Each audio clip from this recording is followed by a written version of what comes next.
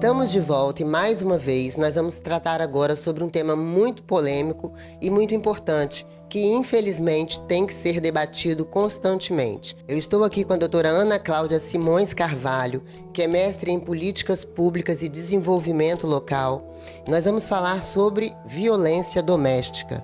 Doutora, muito obrigada por me receber aqui na Ativo. Nossa, a gente que agradece demais, porque é muito importante. Quem dera todos os comunicadores realmente virassem os seus holofortes para uma discussão que é tão importante. É um debate que é, assim, urgente, emergente.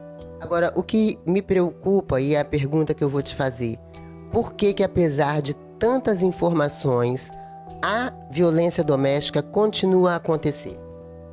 Olha, é uma pergunta interessante porque eu tenho várias teorias sobre essa questão. Minha percepção é que esses números não caem porque as políticas públicas e até mesmo as políticas sociais privadas das entidades sem fins lucrativos, eu vejo que elas precisam estar mais pulverizadas em relação aos tratamentos adequados.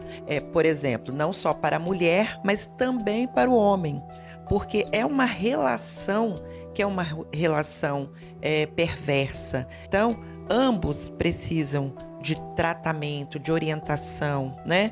A violência doméstica, ela não acontece apenas onde há uma baixa escolaridade, por exemplo. Muitas pessoas pensam assim, é porque a pessoa não tem estudo, é porque ela não tem emprego, então ela depende do homem. Sim, de fato, isso acontece, mas a gente sabe que a violência doméstica, ela acontece dos dois lados. Correto, inclusive os nossos estudos, né?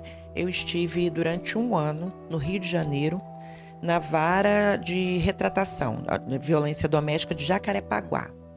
E lá a gente teve a oportunidade de aprofundar alguns estudos, né? Nós tivemos índices alarmantes de mulheres com alta escolaridade e com boa faixa de renda que também passavam por situações de violência doméstica. A senhora acha que isso é dependência emocional? Sim. Em resumo, é isso, é uma dependência emocional, né? Que nem mesmo ela consegue entender muitas vezes o porquê dessa dependência. Por isso precisa de uma equipe multidisciplinar, precisa de uma escuta atenta, qualificada, para que ela perceba, reconheça essa violência, e esse é o primeiro passo para um tratamento, né? No sentido de tratamento de consciência e de escolhas e de saber que existem caminhos, existem pessoas, existem projetos, existem políticas públicas que estão aí para ajudar.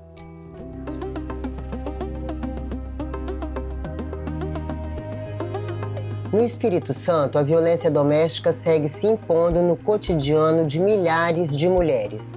São 3 casos registrados por hora somente no primeiro semestre deste ano.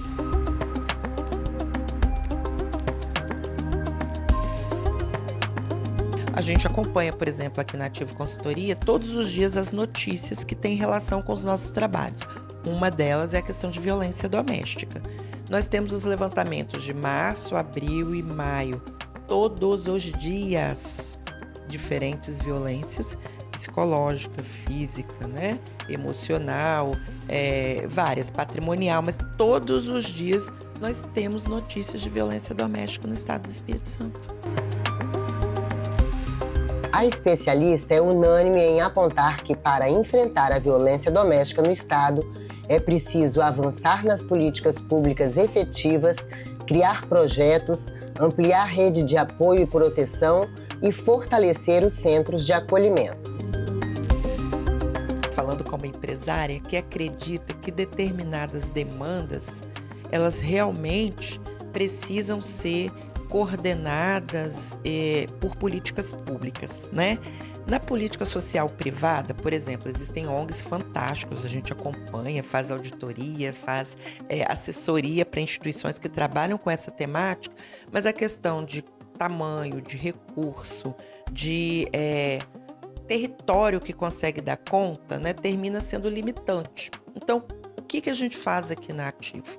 Nessa temática de violência contra a mulher, a gente faz pesquisas, desenvolve métodos e apresenta para políticas públicas, porque é uma política pública a que tem capacidade potencial para dar conta do tamanho do problema que é uma violência doméstica. Por isso, agora a gente está tratando aí com o Tribunal de Justiça, fizemos uma primeira reunião, apresentei 2 novos métodos que foram elogiados e legitimados pela doutora Hermínia e sua equipe, e agora a gente vai fazer as entregas efetivas desses métodos no decorrer de 2025. Doutora Ana, em relação à senhora que já rodou vários estados, o Rio de Janeiro, que a gente sabe que é muito violento, como que a senhora vê o Espírito Santo, as mulheres do Espírito Santo em relação aos demais estados? A senhora acredita que nós estamos assim mais fortalecidas com essas políticas que estão sendo desenvolvidas aqui? Eu acredito sim, nesse sentido, sim, fazendo esse cenário comparativo com outros lugares que eu já fui, eu vejo assim, as mulheres, as políticas públicas e em consequência as mulheres, né, do Espírito Santo, as capixabas, bem conscientes, bem amparadas, sabendo que existem equipes à sua disposição, existem equipamentos públicos à disposição.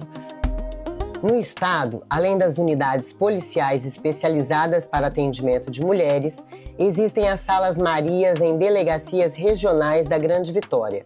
Este projeto também está sendo levado para o interior.